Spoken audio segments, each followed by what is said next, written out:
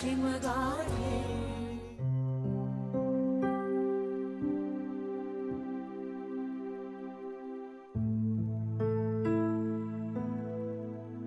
Hello madam, काय करताय? काही नाही ग, मेघना काय काय करायचं असतं आणि आता मी कशापासून सुरुवात करू? काही सुचत नाहीये ग मला. ये ये इकडे सांगते. मेघना, अगं मला ना खरंच वाटत नाहीये जे काही घडतंय ते. तू एक काम कर, चिमटा काढ मला. अगं चिमटा काढ, चिमटा काढ. बरं. आता वाटलं खरं मनोजची लग्न ठरलं मॅडम तुमचं? बरं, तेही अण्णांच्या संमतीनं. हो ग. आपण मॅडम 2च दिवस आहेत लग्नाला, त्यामुळे पटापट आवरा, खाली येऊन नाश्ता करा आणि मग पार्लरला जा. पार्लरला? अगं मनोजला मेकअप वगैरे आवडत नाही म्हणून घाबरलीस का काय? त्यासाठी नाही म्हणते मी, तुला रिलॅक्स करण्यासाठी जायला सांगते. हे बरं चित्रा, लग्नानंतर कुठे राहायचं ठरवलं का तुम्ही? नाही ग, मनोज त्याच्या दादा वहिनींना भेटायला गेलाय ना, मग तो आला की आम्ही बघणार आहोत घर भाड्याने. अगं पण तुला हळद लागल्यानंतर नाही बाहेर जाता येणार. अरे बापरे, खरंच की ग? बरं ठीक आहे, बघूया.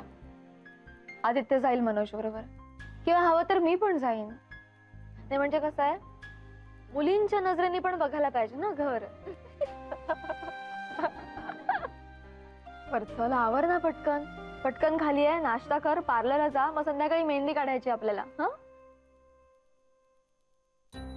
चित्रा, झालं ना सगळं मनासारखं? हो ग. पण मेघना, हे सगळं ना फक्त तुम्हा दोघांमुळे शक्य झालंय.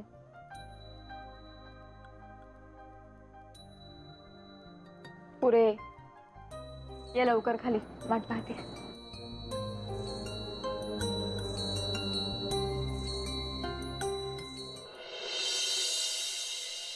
मेघना,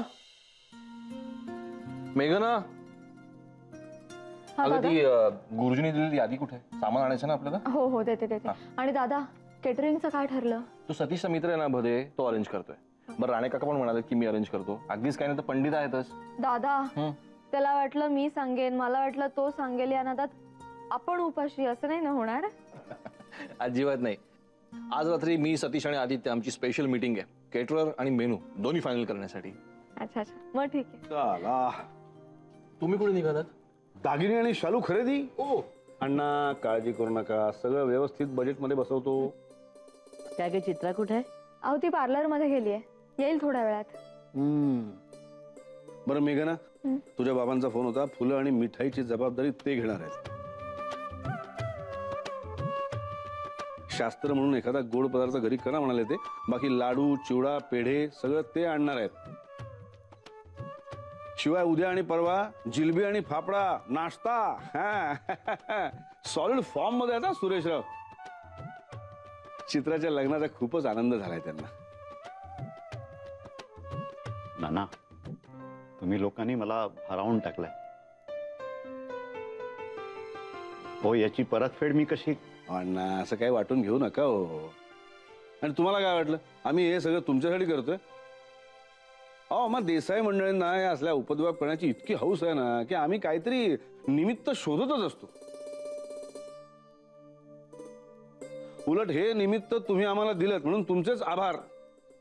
अहो संजीवनी बाई, अहो किती बोलत बसला. चला, उशीर होतो नेहमी तुमच्यामुळे.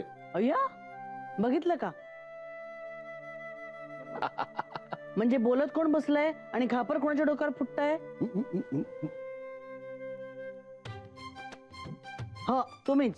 चला चला आता लवकर. येतो आम्ही जाऊन. बघते तुला नंतर. थांब. चला चला आता चला. फिरी फिरी असो, सामी त्यांच्यात नुसता. दे यादी दे.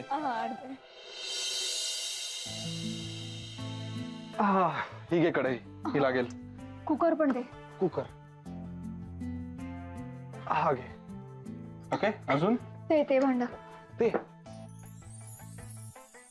ते हे कशाला लागेल त्यांना? हे हे नाही रे, ते भांडा आदित्य. अच्छा, ते हे घे. हे पण घे.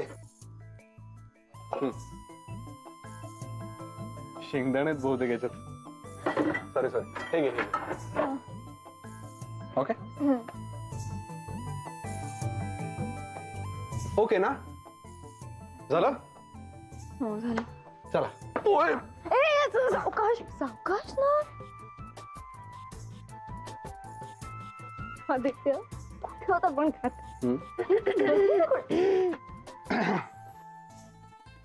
आली बरोबर चुकीच्या वेळेला आली. नाही पण जाऊ दे, ते चांगलंच आहे, प्रॅक्टिस होईल तुझी. संसारात अजून काय काय घडतं ते कळेल ना तुला. बरं फ्रेश दिसतेस. रिलॅक्स वाटलं ना तुला? अगं ए बरं, तुम्ही सगळी भांडी का काढून ठेवली आहेत?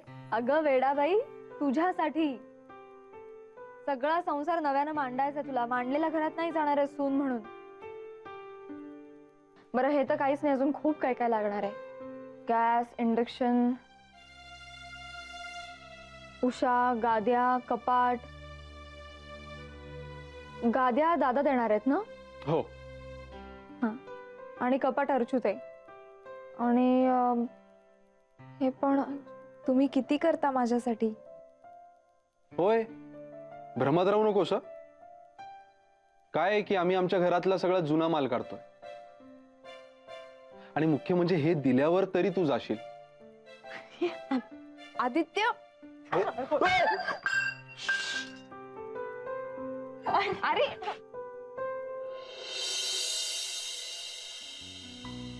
रा, इतके दिवस हाऊस म्हणून, आवड म्हणून काढायचीच हातावर मेहंदी. आणि मग ताप यायचा. हो, पण आज तुझ्या स्वतःच्या लग्नासाठी मेहंदी हातावर लागते.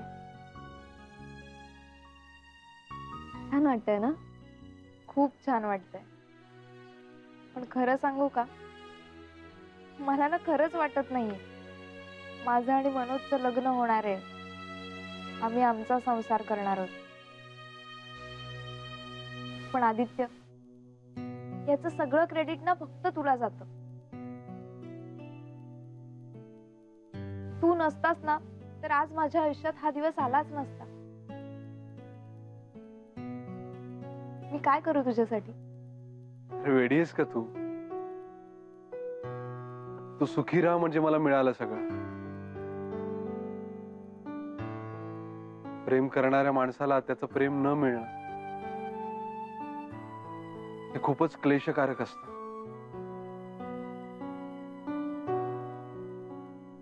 आणि ते दुःख पाहायचं नव्हतं मला तुझ्या चेहऱ्यावर, म्हणून सपोर्ट केलं मी तुला.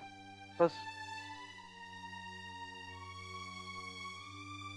तुम खुश रहो और क्या चाहिए, है ना? हो.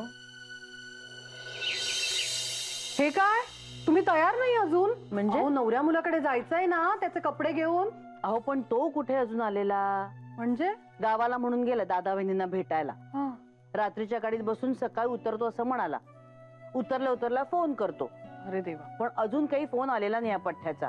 आता या पोरांनाच काही निरोप आलाय का विचारते. मेघना, ए मेघना. हे बघा, ही पण तयार नाहीये अजून. काय झालं? अगं काय झालं काय, नवऱ्या मुलाकडे जायचंय ना.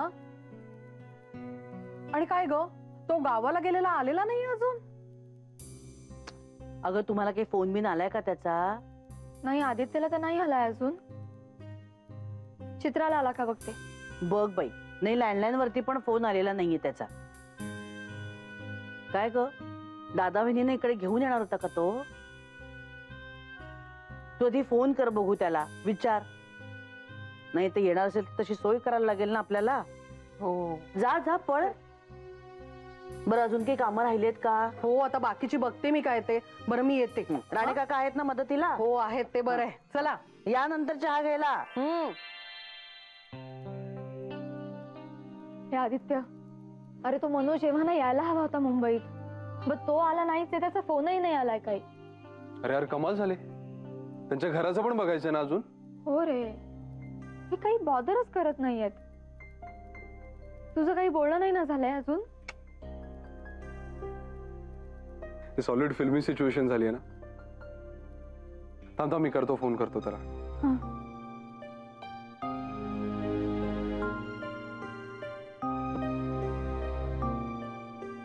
उचलत नाहीये. बापरे, उचलत नाही म्हणजे काय समजायचं? आपण नेहमी उलटच विचार का करतोय? नाही म्हणजे कुठेतरी प्रवासात असेल तो, किंवा कुठल्या तरी कामात अडकला असेल, नाहीतर चुकून सायलेंट वर गेला असेल फोन. काही होऊ शकतं ना. करेल तो फोन. माझा मिस कॉल बघून नक्कीच करेल. मेघना, तू टेन्शन घेऊ नकोस बघू. मला वाईट वाटतं मग.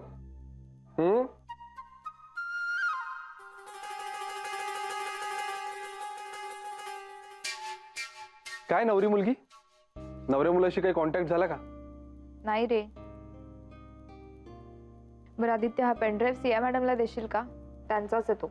अरे हो, सियामुळे तर तुला 3 दिवसांची सुट्टी मिळाली आहे, नाहीतर काही शक्य नव्हतं.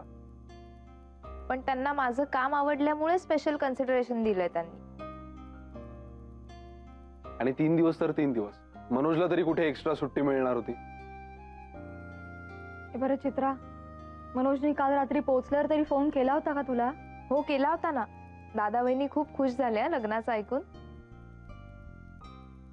पण वहिनीची डिलिव्हरी जवळ आली आहे ना, सो त्यांना नाही येता येणार लग्नाला. हो, ते पण मनोज काल रात्रीच निघणार होता ना. बघ ना रे आदित्य, म्हणूनच वाट बघते मी सकाळपासून त्याच्या फोनची. अजून फोन नाही आला. बरं ठीक आहे, चला मी पळतो, मला उशीर झालाय. त्याचा फोन आला तर मला कळवा, मला फोन आला तर मी तुम्हाला कळवतो. आणि चित्रा, त्याला घराचं सांगायला विसरू नकोस. हो. ओके, चला. चलो बाय. अजून काय आणायचं राहील? फुलं. माई, हा. फुलं मी आत्ता सांगून येतो. नको, तुम्ही बसा अण्णा. तुम्ही नका हो दगदग करू. मिठाई आणि फुलं ह्या सगळ्याची जबाबदारी सुरेश रावांनी आपल्यावर घेतलेली आहे, त्यामुळे आपल्याला काळजी करायचं कारण नाही. आणखीन ते काय? पाण्याचं काय म्हणत होता? बरं झालं बाई, आठवण करून दिलीत ते. नाही, पिण्याचं पाणी भरून ठेवायला लागलं. भाईसाहेब, अगं बाई, आलात का? या यायचं या. का आम्ही? हो, या ना, या या या या मागे ते या. बघत काय बसलाय? द्या ना या भाईसाहेब. या या द्या, लवकर बसा, द्या, अण्णा, पुढे या वा, पुढे वा. बसा तुम्ही पण या. या अण्णासाहेब. या. साहेब, नमस्कार. नमस्कार. नमस्कार. बसा, या. बसा. सावकाश, सावकाश. या सुरेश बसा. राव. आ. काय, कशी काय चालली आहे तयारी? अगदी छान चालू आहे तयारी. आमच्या देशांकडे म्हणजे तुम्हाला माहितीये ना, कुठलंही कार्य म्हटलं ना की सगळ्यांच्या अंगात संचारतं, आनंदाला उधाण येतं नुसतं. अगदी अगदी सुनांसकट सगळ्यांना. नाही म्हणजे आमची विजयाने त्याची कमतरता भासते हो. होय हो, पण मेघनाने मात्र सगळी जय्यत तयारी केली हो. कुठेही नाव ठेवायला जागा नाही ठेवली आहे. आता फक्त नवरदेवांची वाट बघणं चालू आहे आमचं. त्यांचं आगमन अजून झालेलं नाहीये. काय हो अण्णा? हो, म्हणजे गावाला गेला म्हणून सांगितलं, अजून परत नाही आला? पहाटे येणार होता ना? अहो, दुपार झाली, अजून पत्ता नाही बाबाजी. अहो, अजून पत्ता नाही. त्याचा काही फोन तरी आला होता का? नाही ना हो. अहो, मग तुम्ही फोन केला होता का त्याला? नाही, सगळे प्रयत्न करतायत. अगदी आदित्य, मेघना, चित्रा सगळे प्रयत्न करतायत, पण कधी ह्याचा फोनच लागत नाही, आणि लागला तर उचलत नाहीये. बाबाजी, पळून गेला की काय? अहो अहो, काहीतरी काय बोलताय? नाही नाही, साहेब, अण्णासाहेब माफ करा. हा, म्हणजे अण्णासाहेब, मी तुम्हाला घाबरवत नाही हो. हो, पण मला असा स्वतःला अनुभव आलाय. स्वतःला म्हणजे आमचे गुरुबंधू आहेत हो, ठोंबरे. त्यांच्या जावयाने असंच केलं हो. आत्ता येतो म्हणून सांगून तो पसार झाला, तरी जाऊन दुसरीकडेच लग्न केलं हो. आता त्यांच्या मुलीबरोबर कोणीच लग्न करायला तयार नाही. म्हणजे तुम्ही टेन्शन घेऊ नका. हे जे घडलं ते मी सांगितलं ना तुम्हाला. अहो, आता हे सगळं सांगायची वेळ आहे का? हे बघा, इथे असं काहीही झालेलं नाहीये. म्हणजे कोणी पळून बिळून गेलेलं नाहीये हो. तुम्ही असं खात्रीपूर्वक कसं बोलू शकता? तुम्हाला काही माहितीये का? ठोंबऱ्यांना विचारा.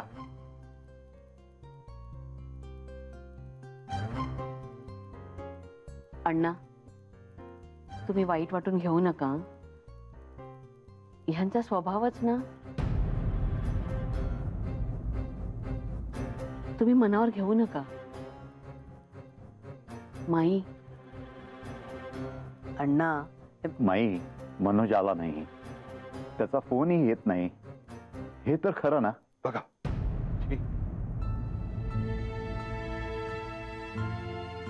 अण्णासाहेब तुम्ही टेन्शन घेऊ नका. म्हणजे टेन्शन घेण्यासारखंच आहे हे, पण तुम्ही टेन्शन घेऊ नका. हा, आहेत ना, आहेत आहेत.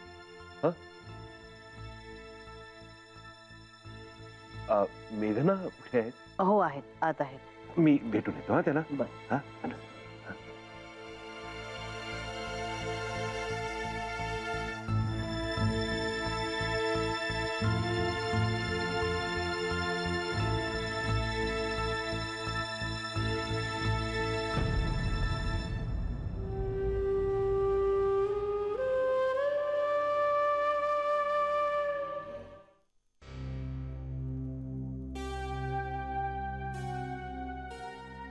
अहो मेघना, तुमचा तो मनोज, त्या विचित्राचा मनोज पळून गेला.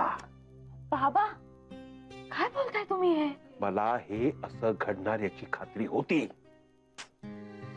तुम्हाला सांगतो, तो मनोज आहे ना, मनोज, त्याला या विचित्राशी लग्न करण्यात अजिबात इंटरेस्ट नाहीये आणि ते विचित्र सुद्धा या मनोज बरोबर लग्न करणार नाही.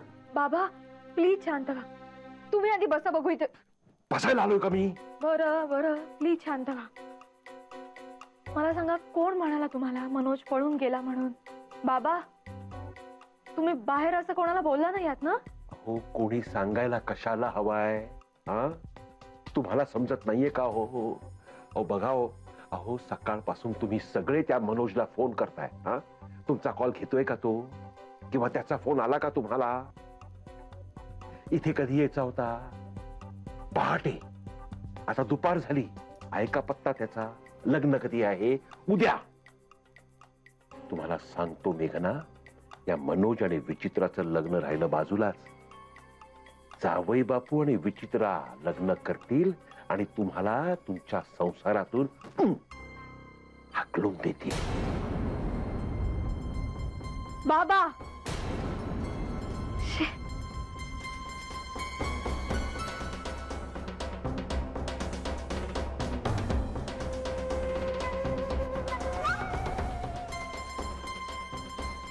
चित्रा, चित्रा,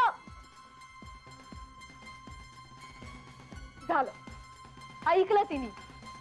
काय वाटलं असेल तिला? बाबा हो, काय गरज होती असं बोलायची? प्लीज प्लीज, मी हात जोडते तुमच्या समोर, प्लीज असं बोलू नका. आता कशी समजूत काढायची मी तिची? तुम्ही तुम्ही जा बघू इथून, जा आधी. बाबाजी, अहो त्या विचित्राला ह्या घरातून हाकलवायच्या ऐवजी तुम्ही मला हाकलवताय. तुमच्याशी बोलणं ना अवघडून बसलंय मला. बरं थांबा, पण आत्ता जसं बोललात तसं बाहेर कोणालाही बोलायचं नाहीये तू, प्लीज. हो, या प्लीज प्लीज करताय, त्यांना कळत नाहीये. धोका आहे यांना, धोका. तुम्हीच समजावा. हो, तुम्हीच समजावा यांना. लक्ष असू द्या बाबाजी, लक्ष असू द्या यांच्यावर. Please please. काय दिसत नाही का काय चाललंय ते?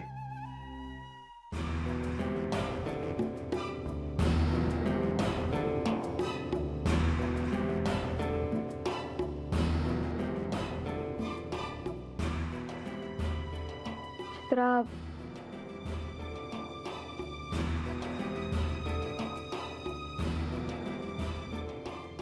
Me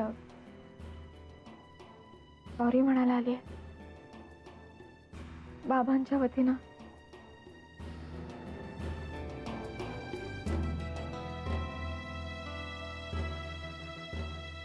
please Chitra, please.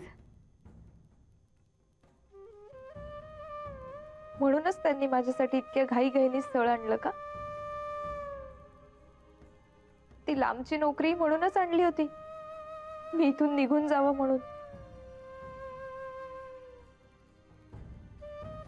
हे चित्रा, मला हे कबूल करावंच लागेल की माझ्या बाबांचा स्वभाव थोडा अतिरेकी आहे. पण तुझ्याच बाबतीत असं नाहीये, सगळ्यांच्याच बाबतीत आहे. आपल्या घरात सगळ्यांना माहिती आहे. त्यामुळे प्लीज त्यांचं बोलणं मनाला नको लावून घेऊस प्लीज.